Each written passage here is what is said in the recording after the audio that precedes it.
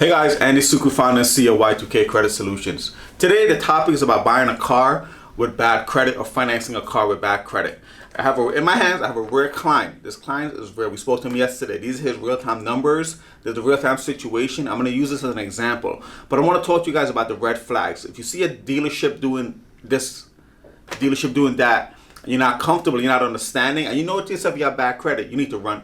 Get out of it right now. Don't get into the deal because you're only setting yourself up for a disaster at the long end of the tail. So let's get into this video and talk about why you should not buy a car with bad credit. All right, so let's get into these numbers and this situation. So this is a real client, like I said, right? This client I spoke to yesterday, and there's a couple things we're going to talk about here. I have some notes here, but the first thing, let's talk about the numbers. So this client, you can see this will be on the screen. He opened a car loan on 10/31/2016. He bought a car for $13,900 and the bank was GM Financial, subprime bank, right? Remind me, we'll talk about this 40 number right here. Okay, so he bought the car.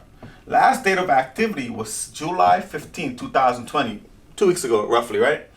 He owes $12,307. Keep in mind, he got the loan from GM Financial, which is a subprime bank, which means that if he got a loan from one of these banks we're going to talk about, you have bad credit. I mean, you know you have bad credit. That's why the banks take advantage of you. So he bought the car 10/31/2016 for $13,900. July 15, 2020, he owes $12,307. That's 40 months later. He's only paid off a couple $100. That's a red flag. You need to look at that, right? Second of all, his monthly payment is $356. Okay, that's fine. He made 40 payments.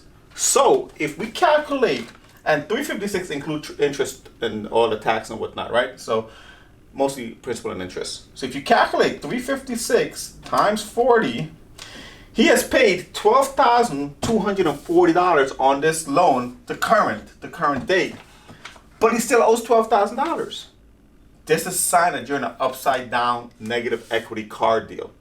This deal, you need to get out of this now. On top of that, his credit, his FICO was 535. That's his FICO score. So that means that tells me that when you bought this car, you already had a bad credit because you got a loan from this bank. And we're going to talk about these banks on this list of bank I have here. And we're going to talk about this 40. But that means you had a bad credit score when you did this loan. Now you're paying a very high interest rate. And when I spoke to him, the interest rate was 26.9%. That's his interest rate. So by the time he pays this car off, he have paid for two cars that has no value at this time. So guys, when you're going to go buy a car, if the dealership is running your credit 10 times plus, that means 10 inquiries, that means you cannot get the car at a good deal. You're going to get it to a subprime bank. And what that means, that subprime bank is going to give you a high interest rate, which is going to leave you in a negative equity deal, just like this guy right here. And I see it all the time with my clients. I see it all the time. So if you're buying a car and the dealership wants to get you a loan from Santander, GM Financial, Ally, Chrysler Capital, Xterra, Capital One, and there's a few more I add. If you're getting a loan from these banks, run. Get away from it. Don't get involved with the deal because it's an upside down deal. It's a bad deal. You're going to end up screwing yourself.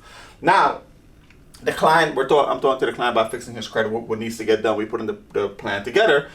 He's saying, what do I do with this car? Can I trade it in? You cannot trade this in because the car is not worth anything. So you're going to carry negative equity. So you paid $14,000 plus, you say you trade the car and they give you $3,000 for the car.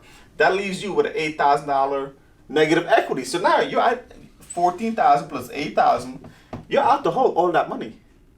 So what do? My suggestion is, and the real-time suggestion is to let the car go.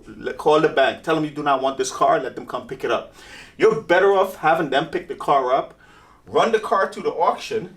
Let's say they get $4,000 for this car, and then 4,000 minus what was that, 8,000? The negative equity is 8,000, and we settle on 8,000. Let's say you end up paying 3,500, just to get out of this deal. Opposed to taking 8,000 of negative equity into a new loan and make another debt, create another upside down loan. You want to get out of this deal clean, completely. Just get out of it, start fresh.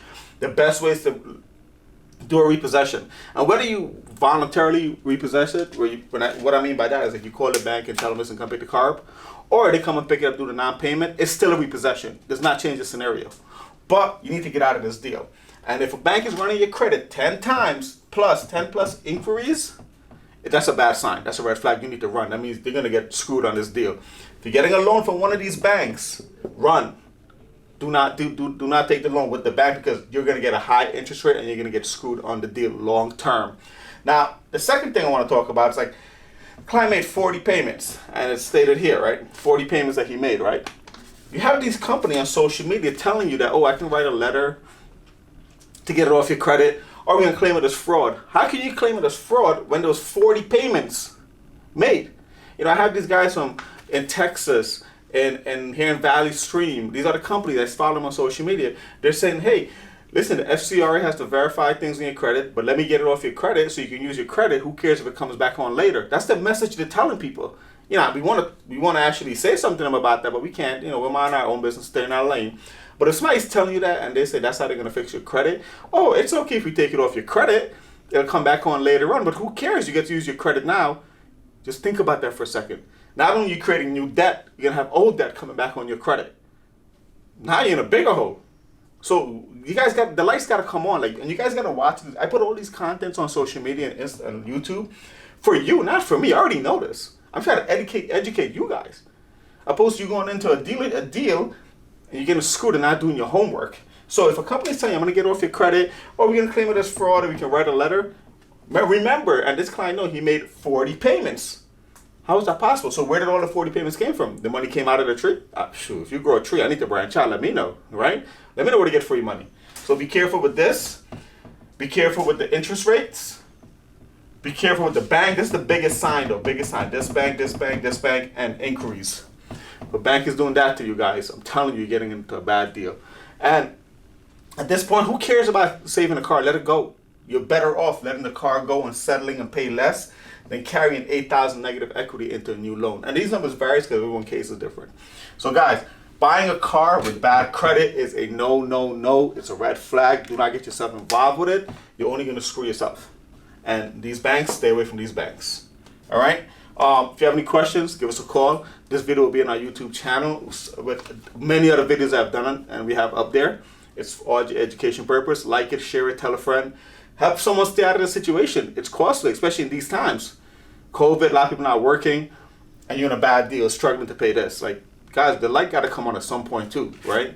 If you guys have any questions, guys, drop a DM on Instagram. Give us a call, 516-568-4541. This full video will be on our YouTube channel. Click it, like it, share it, tell a friend, save someone. But make sure you subscribe to our YouTube channel because there's so many content and years of content I have on there that can save you. And honestly, I'm very transparent with our clients. This has nothing to...